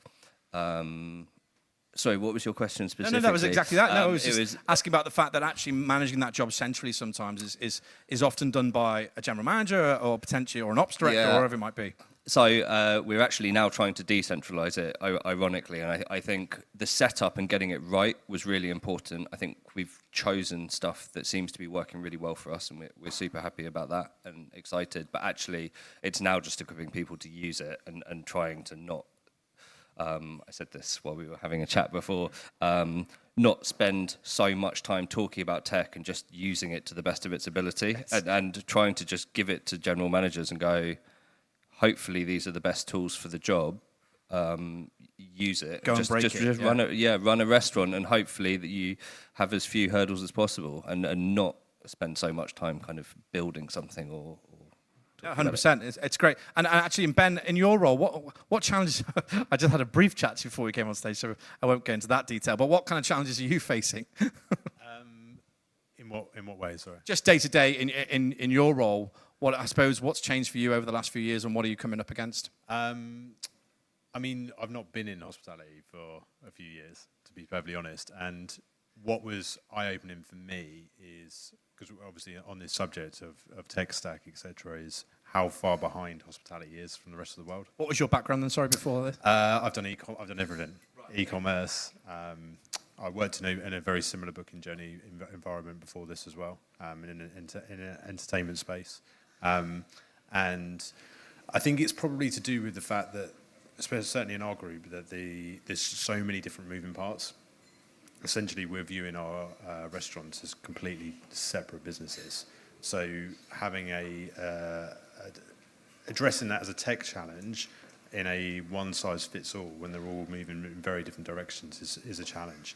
Haven't been through similar things in a career before. The other one is a challenge that you almost face internally, is being able to make the right decision, because there's nothing that's ever going to be perfect, right? No, never. There's always going to be a trade-off. You have to at some point accept that you're not going to get everything that you wanted from it. But the worst part can be standing still whilst making that decision. Yeah, I think someone once told me no one ever stands still. You're either moving forward or backwards, right? So, and it's a really clear message, particularly with tech, because I totally agree. I don't think you're ever going to go, this is the 100% correct solution for our business. It's going to tick every box. It's like a bit like operations, right? Operations, you can try your best every day, but people will sometimes let you down, right? Through being ill, being sick, not being on their game that day, so things can happen. So I do agree. I think it's a challenge. And thank you, Ben. And Elliot, is it the same for you? Because you've got this autonomous position that you have where you run, no one bothers you all day. You get to hang out and do your thing. Well, it's a double-edged sword. And I think the thing is one, I think the big thing with tech for us is that we talk about integrations, we talk about things that are working together and whatnot, but we need to stop talking about that. We need to talk about synergy. We need to talk about how things move from one system to another system and make the job of someone that is paid minimum wage, let's be serious, easy, ascertainable. Are they delivering the best time? Are they enjoying what they're doing? And every single time it needs to go back to, how do we make our guest happy? How do we make our employee happy? Are we making the till system quick, fast? Are we making the fact that they can take a booking and they can move it onto a table, then they can, do all of these sort of things with pace without having to stress, because that's not fun. Everyone knows about hospitality being stressful. I mean, if we want to talk about integrations, we can talk about integrations with chefs. That's not a good integration. They're quite grumpy people. But I think the main thing with everything within challenges and tech within it, the more simplistic, the more clean, the easier it is to do, because at the end of the day, the easiest option always gets to be done. A great example for us is when you log onto your till and you open a new table, it asks how many covers on the table. The waiter always clicks 1. Okay, Can I just say that's been going on since I was in the business, and genuinely, that's a long time ago. Yeah. And so we actually pull the data from Sevenrooms. So it'd be great. Like now, where the table pre-populates, we don't have to worry about that. We've removed a step. Because that single cover will affect average spend. And all 100%, that. yeah. And then more accurate data, and then we're going on to the point where you guys do quite a lot, in finding that extra penny, that pound, and pushing forward. And how do you? I'll go to Izzy here. How do you communicate that kind of? Because the granular detail is quite interesting for me with technology. Because obviously the tech partners will build product to serve what they think is a problem. So they will have smart people looking around, looking at what problems are in hospitality. But what you're talking about there is quite granular detail that actually is occurring daily. And you talked about the pennies before when you first opened up, about just grabbing those extra pennies. Do you think the products are starting to represent some of the granular detail that you want to fix in your business, or are we on a journey? We're definitely halfway through a journey, Right. for sure. We're not at the destination yet, but like some of the systems that we currently use, we can give our staff who are on the junior levels an idea of how the business, state it is right now and what state we want it to be in. We can set so many targets from using Sevenrooms, TISSL, Yumpingo, and we can give people stats. And it's not just a question of, we think you're making people happy anymore. Like, you've actually achieved this, and this is you've got bent markers now that can tell them how far they've gone. And it allows them to know that, like, okay, the business isn't just going to keep ticking along, and this is somewhere that I'll be in 10 years' time, and just sort of take that for granted. Like, they realise that every action they're taking on the table is going to turn into pound signs in their pocket, in the business's pocket, and mean that they have a job for themselves. And it's the fine line, right, between experiential dining and making a profit, right, in a business. And most people who run their own restaurants, literally their own restaurant, will say, you must be mad to do this because, it's very hard work and there's not a lot of profit at the end of it. But it's super interesting. Nick's nodding away there. But is it the same for you, Nick, that you see that, I suppose, in terms of when you're looking at a tech stack or when you've reviewed products that you're looking at, or even in your role dealing with the logistics side of the business, are we getting to the crux of your problems that you're trying to fix? Big question, I know. Yeah, I think we have access to a lot more information now. A lot more, like vast amounts of information compared to when I started in the industry and even a couple of years ago, which is amazing. It's super interesting. I spend a lot of my time still analysing stuff on Excel and working out, small incremental changes and trying to, not just go with romantic notions on how to decide what to do with a business. There's a lot of information. Yeah, we used our gut for a long time. And it got us, incredibly far. There's a lot of really successful businesses that are still run like that in hospitality. But it's very difficult to do on scale, I think. And it's not always sustainable. I think now, actually, it's trying to work out what information to look at and actually how to best view it and not just be overwhelmed by all of this stuff that we're absorbing now. And we're not an industry built on data, and we're very quickly trying to learn to use it to the best of its ability and capitalize on it. And that's a beautiful segue, actually, because, Ben, you come from an industry that probably was using data in a more advantaged way, would you say, in terms of, or more mature in terms of using data? Nearly every industry I've worked in has been better with data than what I did. It's when I took this role, the person that was in it before said, like, almost on his way out, said, "Don't get lost in the numbers," which is, I've come from a numbers background, but I think there is something in that because, and I'm making maybe the same mistake, which I'm chasing a lot of information and data, but is it actually going to affect the decisions we're making? And really, when you are, if you come from like a data analyst background, your whole thing is to try and make it simple. It's your job. Yeah. That's all we're trying to do. And I think actually the products I'm seeing, the thing that we're trying is probably complicating it. Yeah. I think it's super interesting, right? Because there's always a different hospitality, as you've always just said, was built on gut feeling and built on atmosphere and experiential. And there's a very, TGI Fridays just in the news this week that they're about to go into administration. And that they were one of the best casual dining brands. I know very different to what you guys do, but very different casual dining brands in the 90s and the 2000s who were leading the way. And they've really lost their way over the last 3 years. But I think it's down to a lot to do with customers as well, because the customer has changed. And I think, Elliot, I don't know if you see this amongst your business and what you're doing every day, but how much are you seeing a change in the person you're serving in front of you these days and what they want from you, I suppose? I'm the worst person to ask for that. You don't talk to them? Or? No. The reason why is I work in the city, one on Lombard Street's in the bank, so Monday to Friday, we get the same people through the door every day. It's on a corporate Amex, and our experience,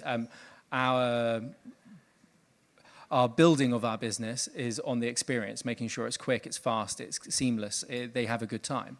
Our growth on customers coming in and being changing was looking at the algorithms and saying, right, we're spending all this money on trying to fill up Saturday and Sundays, and we're spending it in the city where there is no one. So we started working out where people were coming from, and then, you know what, Chelmsford, we're going to smash you with a big advertising budget, and that worked very, very well from us. So we use data and working out the hotspots where people were coming from to come in, and it worked. I mean, worked very well. That's why I'm quite lucky. No, but I think you're still understanding that consumer behaviour. Whether it is even being predictable doesn't make it easy, right? No, because it can drop off. And I think understanding I hate to use the word trend and get told off by Lawrence again, but understanding those trends and the way they behave is super important. Izzy, what are you seeing in terms of customers within your business? Is there a change in the way they might want to order, or the way they want to approach how the order journey is now? Because obviously, when you move from QSR all the way up to what you guys do, there's a real shift in behaviour there. Do you guys see the same or not? Yeah, I think coming from our past store where we are sort of premium casual, we have a delightfully diverse range of customers and where they're coming from and how much they're spending. And our biggest struggle is making everybody feel welcome and having a menu that suits all. And so it is also really hard to predict what people are going to be doing with their money, which is why as well it's so important that we have a great tech stack where we can compile everything together and find ourselves an average. Because if you just work in the restaurants every day, it seems totally unpredictable and you have this crazy idea of what we should be serving. Yeah, I've been in lots of restaurant chains where we've made decisions based on one complaint that day. You know? For Colucci's, we took pasta fagioli off the menu, which was Antonio's favourite dish, because no one was ordering it. Guess what? Everyone complained the week after because we'd taken it off, because even though they didn't order it, they loved it being on there because it was one of his original dishes. So those kind of gut decisions sometimes, to your point, Ben, actually, is totally wrong sometimes so it's about using enough data to make great decisions. But also at the same time, if you take away these gut decisions, then the creativity of the chef and also sometimes your mistakes in making instinctual decisions can actually prove to you that maybe it was right. And I would never want to take that away from the operations of a restaurant, because sometimes you're surprised by the unexpected. Yes. Well, I always say people always surprise you, right? People will. But I think the same now with data, that actually, even though you may have trends, that occasionally there'll be a blip for a reason. There's something's happening that you probably knew about in your gut, but now the data's proving it, which comes out. I'm interested to know, actually, in terms of how nimble and agile can you be then because obviously you've got this newish tech stack. How nimble can you be? So you've got data telling you one thing to do, it's telling you this is happening, you thought it was happening. Can you change menus quite quickly, or can you address that fairly rapidly? I think it's good timing of your question, because we recently changed our menu that we hadn't... I did my homework. We hadn't touched in months and maybe years. And I think the idea behind that move is just sort of trial and error. Like, we're in a position now where we've seen a pretty steady trend of spend per head kind of going down and just being around the same spot that we know that we can do better.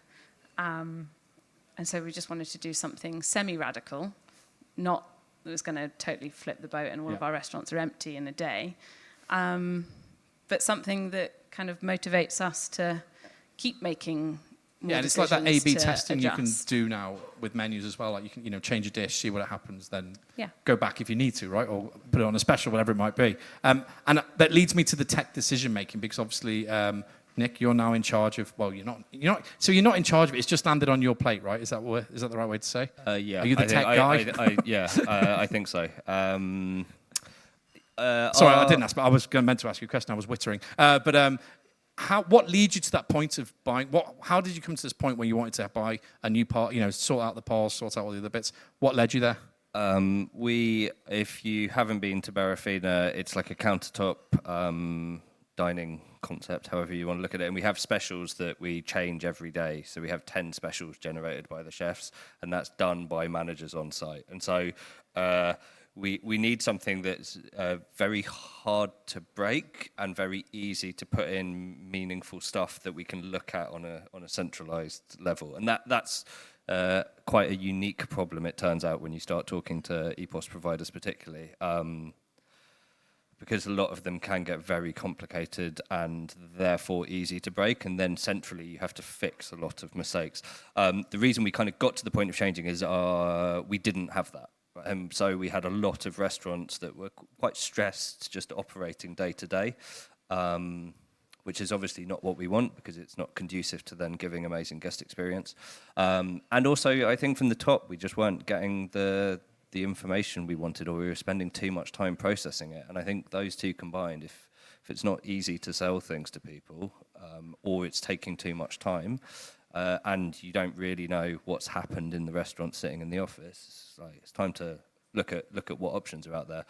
And I think with this grand maturity of hospitality and tech, there was a lot more available than maybe was the last time we looked at it. And we're spoiled I'd for love to know choice. what that process looks like, though. How do you go out to market and find these chaps or a new partner? What's the process? The tender process for the till in itself was about 6 months, which I think I've spoken to other people where they go, that's quite quick. And I've spoken to other people where they go, that's an incredible amount of time. Sounds about right. Researching it, yeah, and I think it depends on the size of business you are. What does it look like? A lot of research. In London, we are super blessed to have quite a tight-knit hospitality community, restaurateurs. We spoke to a lot of people. So I saw in sight in restaurants people using different products and asked them what they liked about it and what they didn't like. That was probably the most important thing for us, is do people that use it and have done for a long time like it? That was probably the biggest influencer. That really basic question is so key, isn't it? Yeah, does it work for you? Are you happy? And they go, yeah. And you go, great. Well, we might well be. And if I'm honest, it's a bit of a maybe cop-out. Looking at lists of integrations, I said this, I spoke at Tenzo thing the other day, and I think the best way to find the rest of a tech stack is what are the best integrations that exist where you don't really have to do anything and it all talks to each other without you putting in loads of time for us. And so I spent a lot of time looking at businesses that I trust or had heard good things about and who do they like working with, and kind of built it around that. No, it's great. And it's interesting. And Ben, we were talking before actually just quickly about consumer behavior, but not in the digital marketing space actually, and where you sit and what you look after. How are they accessing the business now through what you do in terms of digital marketing? Is there a change? I mean, I'm presuming do you use Wi-Fi or something to capture data? Sorry, I said that. Slip of the tongue, he's in the room. But are you using those kind of products to capture data and bring people into the net, as it would be? Yeah, we are. Yeah. Just listening to what everyone was talking about there, like we're doing all that, but I have one challenge to solve. That's as simple as that, is to learn what the lifetime value of a customer is. And then the job becomes a lot easier. Right? There's many different ways we can acquire customers, but without knowing that, we don't know where to spend the money. And those things like captive, things like other data collection points, and bringing them into like a kind of a single customer view will allow us to do that. But it's kind of all, I mean, they're all working, right? And they're all doing their job, but we don't really understand, especially if you look at the kind of size of the venues that we've got. Until we understand that calculation, we'll never understand how much money we should be spending, where we should be advertising anything. And that's kind of like, probably took about maybe a month of being in the industry before I saw that being the challenge from what I do. Right? I'm not involved in what these guys are talking about. I kind of got lost actually on some of it, but that's as simple as it is. And 14, 15 months on, and I'm no nearer to that challenge. And I think that probably tells a Yeah, tale and- about hospitality. And the reason you're further down the line, you're not from where you want to be, is it down to the pure fact that we're not integrated, but we haven't got that seamless flow of data, I suppose, or you haven't got that interaction from both customer and operations linking up? Yeah, there's I think there's a few reasons, right? Different systems aren't that great at talking to each other, potentially, right? We naturally hospitality businesses. I don't know too much about them, so I'm just talking from my own experience. That's fine. Right? That's why you're But, here.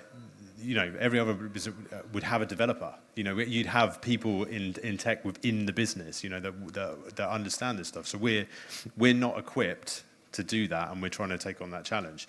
And that's why the hospitality tech business seems to be so buoyant at the moment, growing, because people understand that that's a challenge, right? But then, how do you bring all that together? That's the difficult part. So that's one reason why I think. Yeah. No, but generally that's our mission, right? To kind of help do that. And I think, but it is. I mean, we just every day we find same thing, same story, different brand, same story, different brand every day. And and I think the biggest risk is that these people lose focus on what they're meant to be doing. And that dealing with the customers and making sure that actually they're bringing people back. As I said before, winning a customer, new customers, very difficult. Acquiring new customers is a challenge, right? Or can be a challenge. Losing current ones, really easy.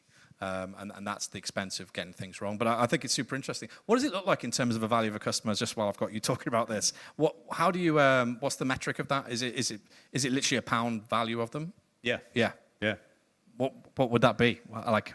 Couldn't tell you. That's the thing, though. So how can you? So from an owner's perspective or an operations person's perspective, certain channels might have an acquisition cost where they go, that doesn't make any sense to us based on our spend per head and everything like that. But if it's a true e-commerce way of looking at things. I think it's lifetime value is all they care about, you know, and that's why you'll barely be able to leave an e-commerce website without them trying to take some information or a deal, or the deal will get better and better and better because they want, or now you'll be able to subscribe and get more because that's what it's all about, you know, because they know that their initial acquisition cost will probably not be profitable for them, but if that customer, and why it's such a challenge in our group is we're not single brands, right? There are multiple different brands, so With consumers behaving differently across them all. Massively, yeah. Wow. It's if anyone's ever tried to leave Adobe. Can I flip the question Same real quick? thing. Yeah, go. So can you flip it? So instead of what the customer's value to you is, what's the value to the customer of what your product is? So in that regard, like a lot of stuff is, for where we are in City, it's status. You know, you come in, like if you wanted food, you can go to Pret a Manger. It's not a money thing.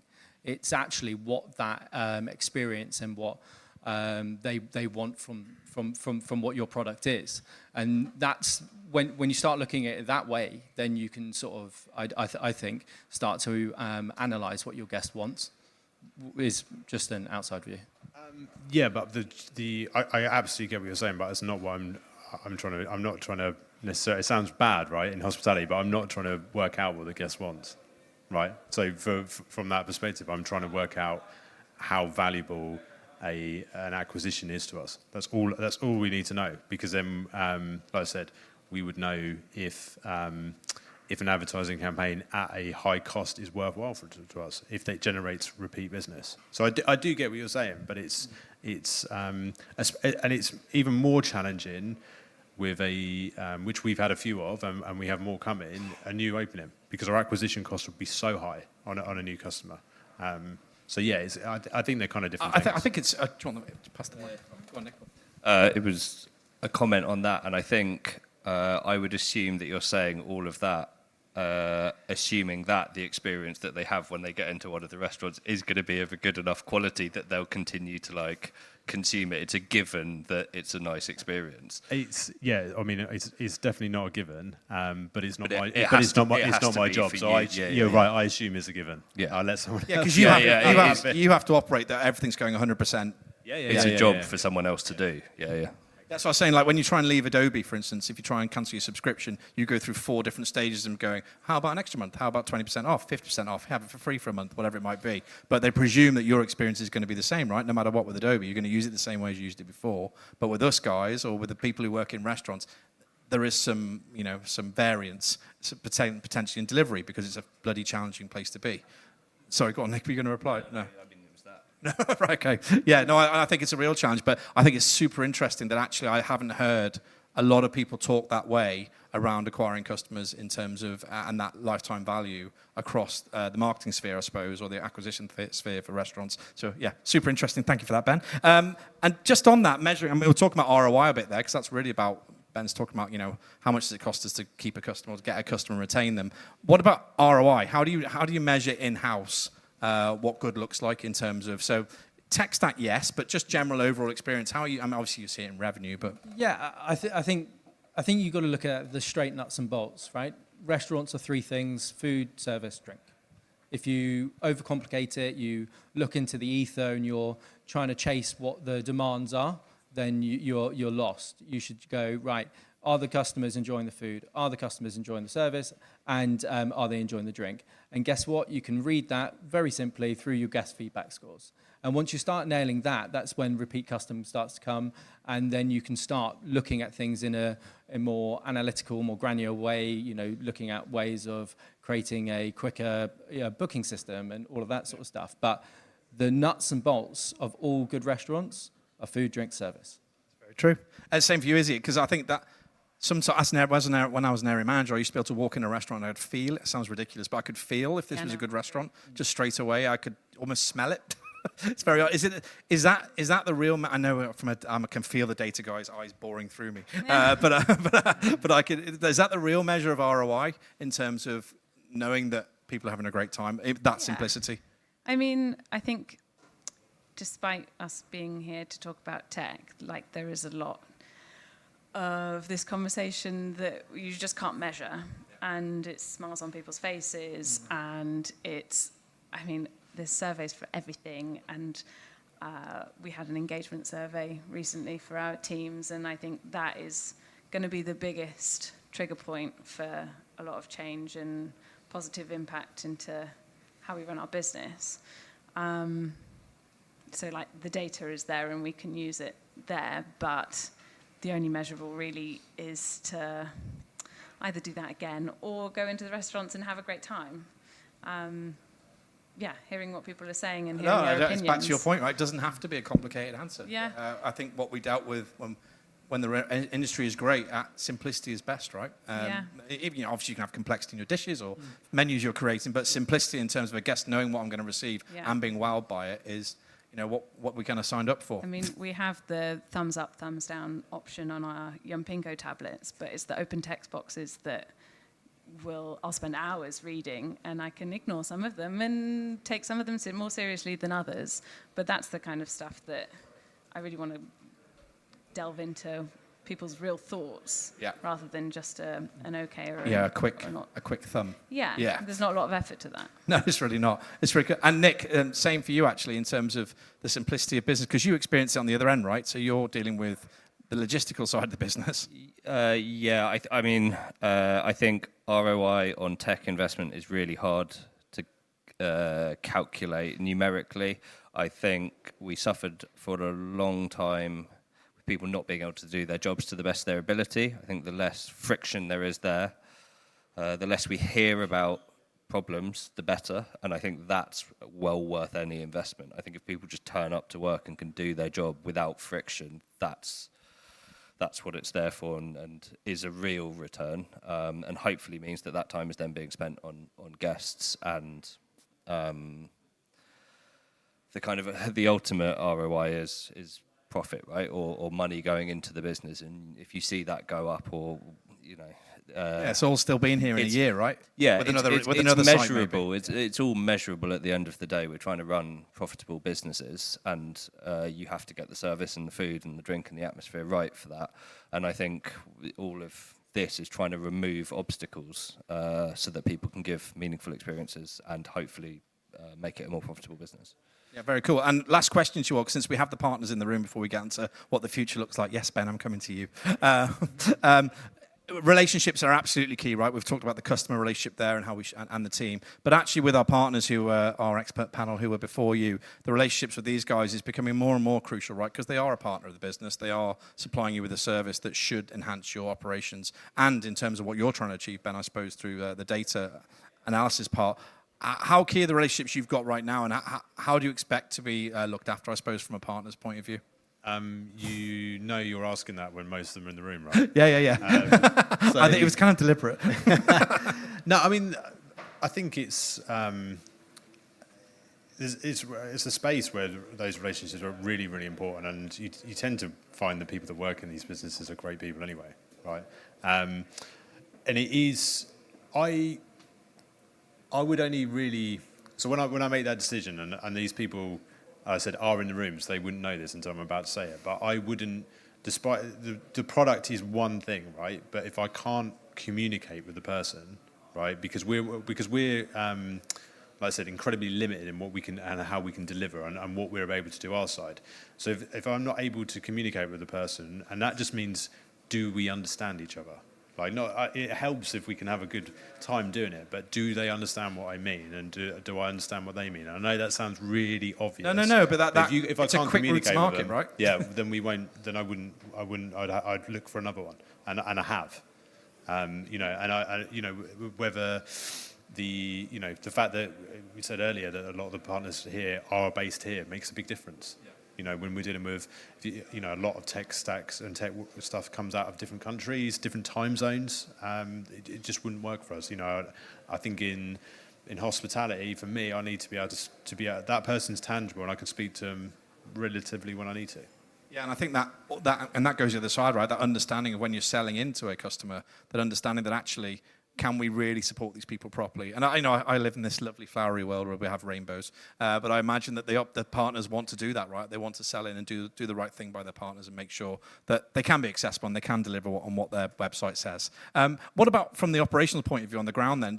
How much support are you expecting from these guys? Because I'm always interested to because as I mentioned before, Wagaman was talking about the fact that support is probably up there as the number one ask. So when you want support, everything's going wrong. You've got a guest screaming at you, a till system down. You've got Friday night, yeah, always, exactly. Bank holiday weekend. Yeah. So it is imperative that piece of support is there and really key. And actually, on the whole, like I used to run Comtrack systems and stuff like that in the previous place, and that was very painful. And I think it's gone a long, long way to being more accessible. I do controversially still think a telephone line until 10 o'clock is a good thing, because when you've got a guest screaming at your face and people wanting then and there answers, sometimes just easier just to have a calming voice on the phone saying turn it on and off again. Yes, it often works. And same for you, Izzy. I think that's a really good point, actually. But again, it's back to relationships, isn't it? As Ben was saying, that having that, being able to speak to someone, go, look, this is my problem. I'm standing in the restaurant. This isn't working. Do you feel, you don't have to comment particularly on your current partners if they're in the room, but are you getting that level of support you need, or do you think generally that level of support is provided to you guys who are actively doing the work? I think generally that level of support is given to you if you're asking for it and if you're being clear about what it is that you really need.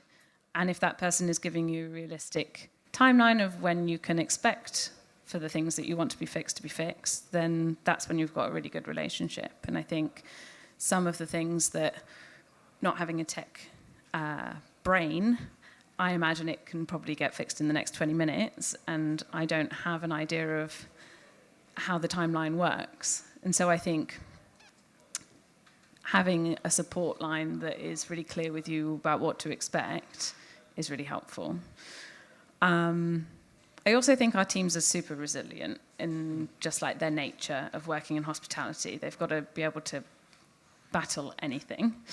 And like they'll normally kind of make their own fixes for things. Yeah, operators are amazing, aren't they? Because like if you gave them a dev team, for instance, a product team, they'd probably build the best product in the world. But like because they find ways to manage, right? Yeah. Like I'll go into restaurants and I'll say, why are you doing it like that? And they're like, well, that broke 3 weeks ago. So now we do it like this. And I think how great would it be if we knew about all those problems at the beginning? So like the support that we get given is only if the feedback that we're getting from the restaurants is clear enough to know what does need to get fixed. That's a really good point, that circular feedback kind of loop I'm trying to draw there. Because if you're not hearing it from the floor, you're not going to know anyway. And I always say that board people buy in tech, floor people kick it out. So it's always very interesting. And Nick, final point on that. I I lost my train then. What do you think about the support side? Is it something you take into account when you're doing the shopping around and when you're doing your RFP, as it might be? Yes, support was kind of crucial for us. I think actually we ended up, we use TISSL now. We ended up going with TISSL in part because just thought it was going to break less, is the kind of reality. And so support is really important to us. But that's not something they want to put on their website.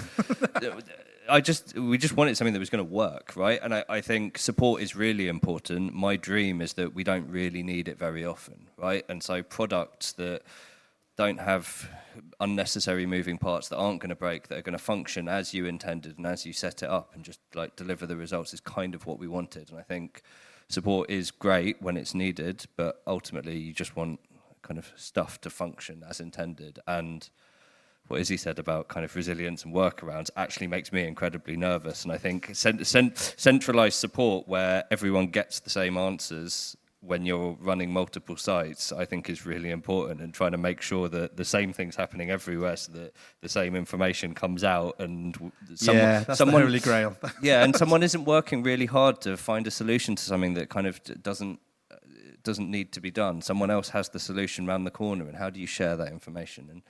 And hopefully support isn't necessary. Weirdly, communication seems to be a hot topic in hospitality. Or good communication. It's rough. I mean, particularly with multiple sites in different parts. You know, how does one person learn from another one? Look, and it's been super interesting to talk to you. Before I let you all go, we have to do the future question. It's what all good panels end with. Elliot, what does the future look like for you guys this year? Have you got anything planned? Anything exciting happening? Thoughts on the industry? Anything in general? So for us, we've been operating in the city for 26 years. And this year we have opened both Saturday and Sunday for the first time in 26 years. So the future's looking bright as long as they get bums on seats. How is that, just out of interest? How has it been? Saturday, amazing. Sunday, we launched 2 weeks ago. We had 100 people on the first one, 50 on the next. So we'll probably ride a little a pocket. But it's exciting. I think the big thing for tech is going back to that point of moving away from and just creating synergy within everything. And then, the stress goes and we go actually back to the important bits of looking after the guest that is paying the money. Because if we didn't have the human interaction, you'd walk into one Lombard Street and there'll be 10 different vending machines and we can just press it and get the food. Not sure it'd be there for 26 years after that. It would not. No. What about you, Izzy? So we recently, 6 months ago, opened a new restaurant in Battersea. Which was very exciting, and it's an amazing place. Going well? Really going well. Solid team. They communicate really nicely, so that's going well so far. But we also opened brunch for the first time. So we're finding ourselves having kind of some dead spaces during the day that we just desperately need to work well with our comms team and all of the tech that we currently have and use it to the best of our ability to fill those spaces. And a new menu. And a new menu. Breaking the mold. And for you, Nick? We are hopefully just getting better at what we're doing. I think we've had a lot of change, a lot of tech change in particular. We're hoping to just really refine what we're doing and get better every iteration. And we're trying to project out further and put more meaning into quarterly changes and just slowly refine and learn from our either data or mistakes and just do what we're doing, but as best we can, really. Iteration is something you can learn from the tech people, right? It's something they do really well. They iterate every week and they're constantly updating their products. Try something, doesn't go as you expected, but just be ready to review it and try and make the best decisions possible. And we're slowly getting better at it, I think. Very good. And finally, will you have your number this time next year? We'll see. We've got some new openings coming, not in the UK. Global ones, and a couple of big tech builds. But it's becoming apparent that they're going to take a lot longer than we thought. But there's no rush, and we'll just keep plugging away at those. But the new openings are pretty big, and they're going to take up a lot of our time. Keep you busy. Might distract your data. As you said, new openings acquire new customers. Look, guys, very interesting speech. Well, I'm sure everyone appreciates it. I don't know if we've got anything on Slido. Do we? Anyone ask any questions? Are there any questions? We can do this manually. We don't need tech. Or do we?